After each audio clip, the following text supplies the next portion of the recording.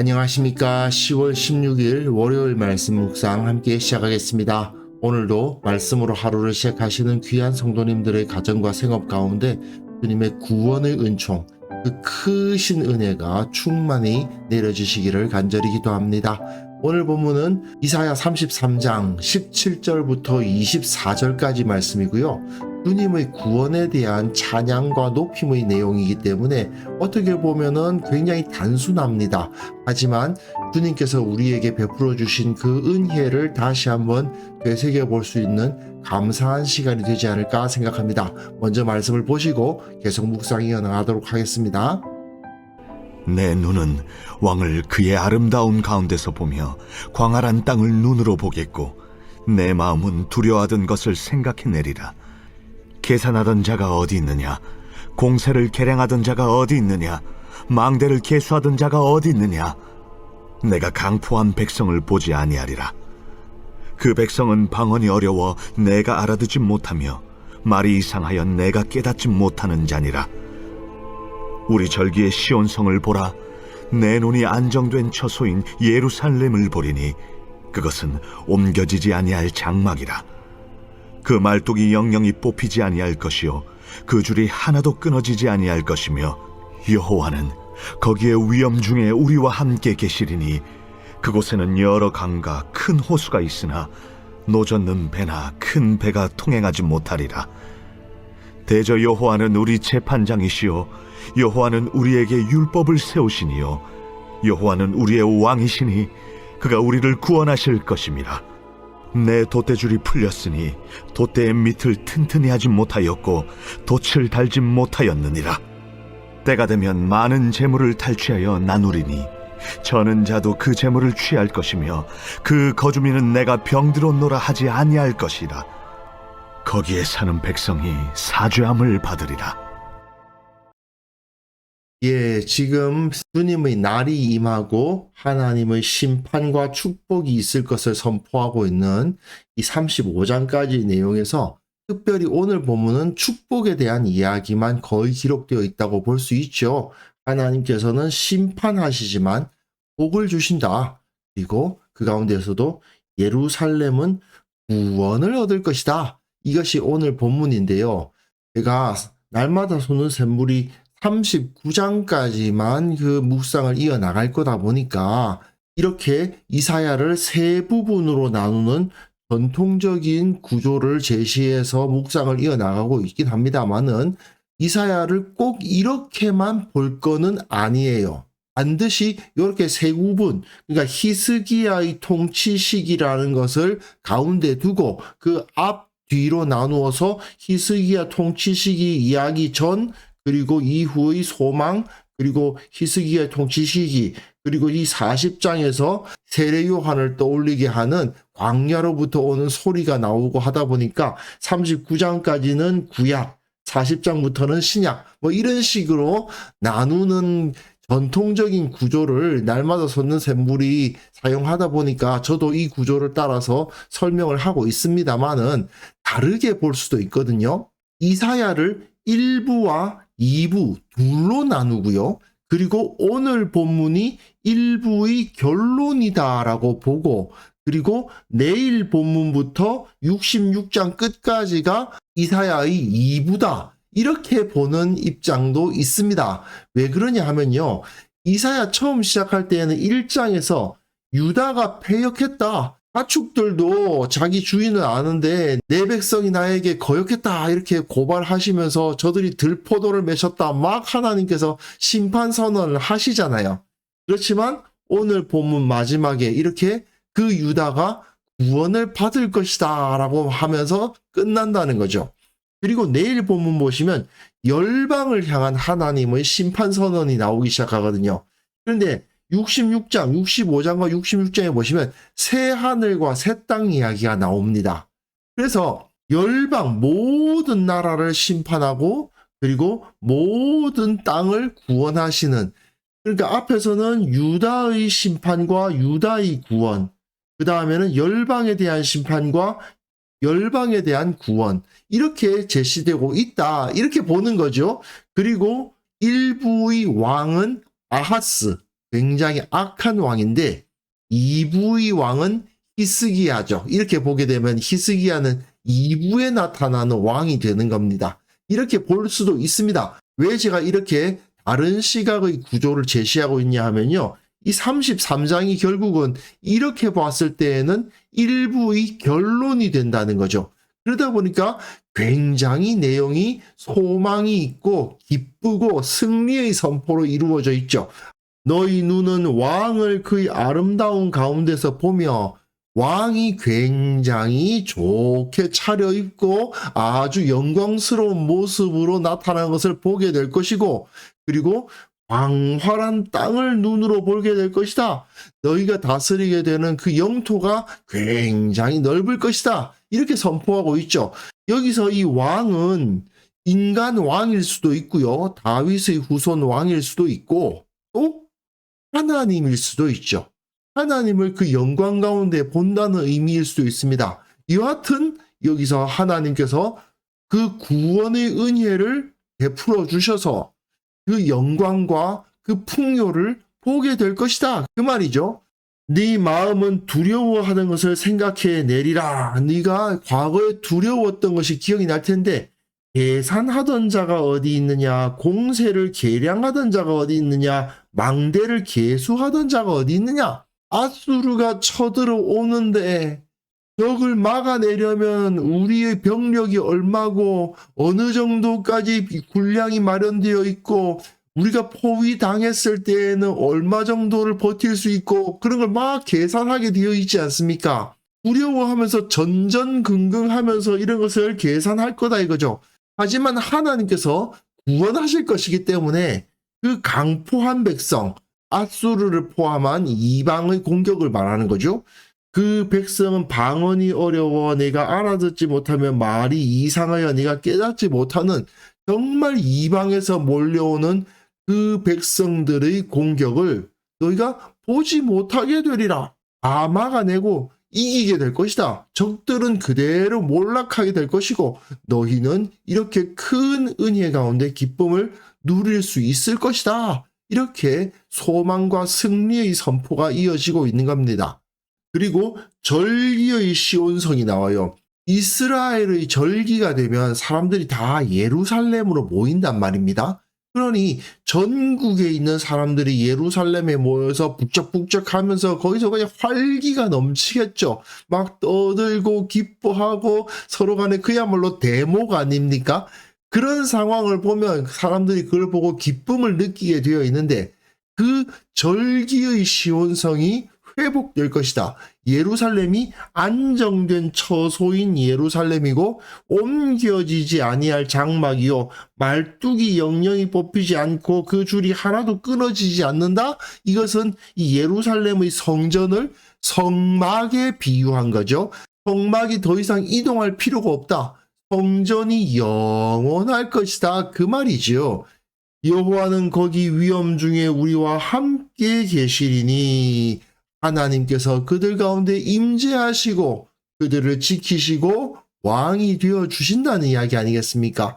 재미있는 것은 그곳에는 여러 강과 큰 호수가 있으나 노젓는 배나 큰 배가 통행하지 못하리라. 아니 이건 좀 이상한데 싶죠. 왜냐하면 예루살렘에는 강도 없고 호수도 없습니다. 사실 예루살렘이 가장 큰 문제는 물이 부족하다는 거거든요. 그런데 무슨 여러 강이 있고 큰 호수가 있어? 그런 생각이 들죠. 이거는요. 여러 강과 큰 호수가 있는 도시는 아수르의 니느웨가 이러한 도시예요. 즉 하나님께서 예루살렘을 니느웨에 비유해서 진짜 강이 아니라 하나님의 은총의 강, 하나님의 보호하심의 호수가 있다 그 말이에요. 니느웨는 평지에 있는 도시여서 그 주위를 감싸고 있는 강이 그 도시의 방어선이 되었습니다. 예루살렘은 언덕에 있는 도시여서 그 높은 산지에서 위에서 올라오는 적을 막아내는 방식으로 방비하는 도시인데 전쟁을 하기에는 산지에 있는 도시가 좀 더 나을 수도 있습니다만은 아무래도 산지에 있는 도시는 풍요롭지가 않죠. 주위에 평야가 펼쳐져 있으면 아무래도 그 도시가 풍요로울 텐데 산지 위에 올라 있는 성이니까 풍요는 좀 덜하지 않습니까? 그런데 예루살렘이 니느웨와 같은 풍요로움을 누리면서도 그 강과 호수로 보호를 받는 니느웨와 같은 그러한 강력한 힘을 보이게 될 것이다. 그 말입니다. 그러면서도 배가 통행하지 못해요. 그 성을 공격할 때에는 배를 가지고 공격해야만 되거든요. 니느웨와 같이 주위에 있는 그 강들이 해자와 같은 역할을 하는 도시는 아무래도 배가 필요하지 않겠습니까? 그런데 그 배가 통행하지 못한다? 적의 공격이 있을 수 없다. 그 말이죠. 대저 여호와는 우리 재판장이시오. 여호와는 우리에게 율법을 세우신 이시오. 여호와는 우리 왕이시니 그가 우리를 구원하실 것임이라. 여호와 하나님이 우리를 다스리신다. 우리를 구원하신다. 재판장이시고 왕이시고 율법을 가르치신 선지자시다.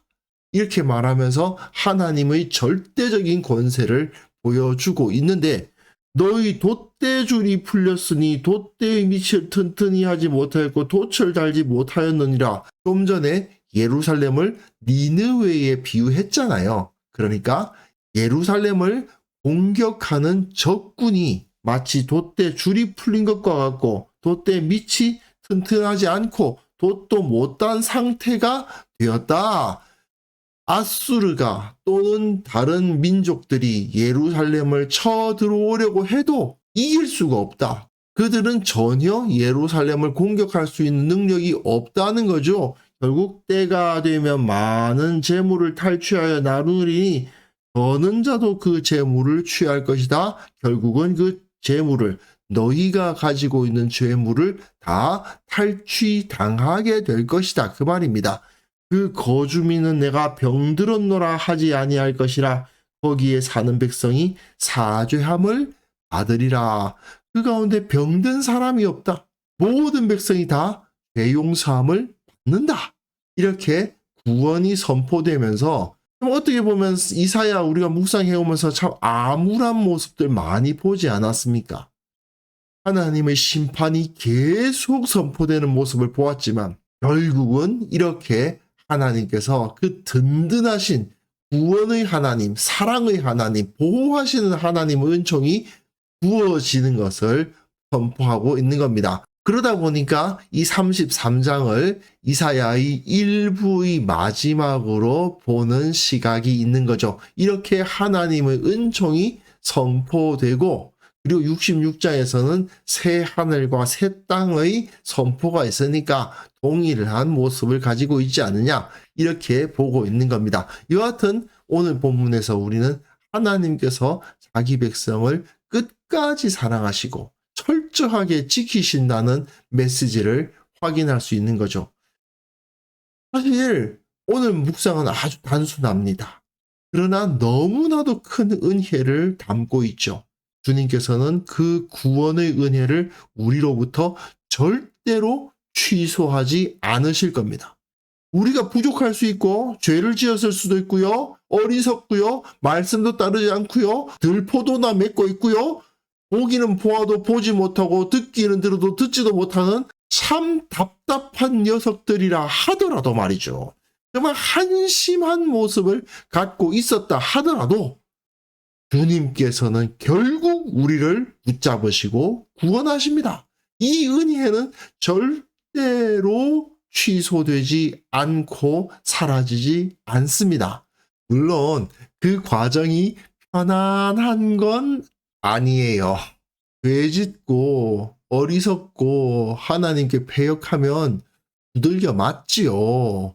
그러다가 결국은 하나님께 돌아가서 구원받게 될 텐데 이왕이면 하나님께 계속해서 처음부터 순종해서 안 맞고 하나님의 은혜 가운데서 머무는 게 좋지요. 강자 부러워할 거 없지요.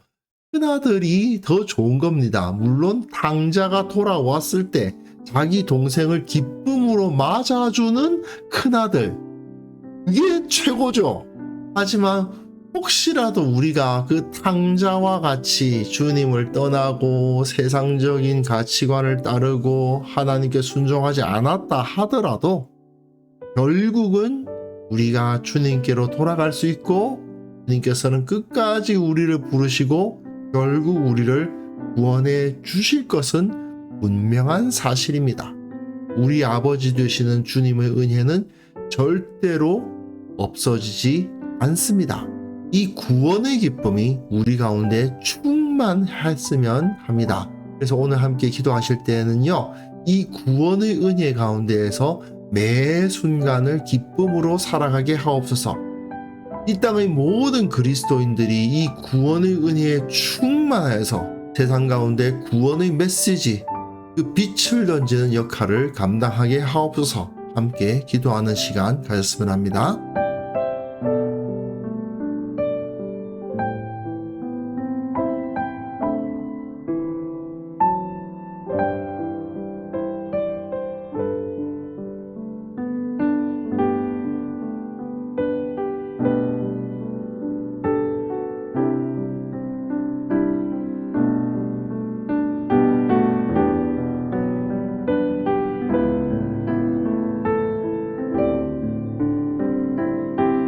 거룩하신 하나님 아버지, 우리들에게 베풀어 주신 이 구원의 은혜를 우리가 늘 기뻐하며 감사하며 그 은혜 가운데 충만한 삶을 살아가게 하여 주옵소서.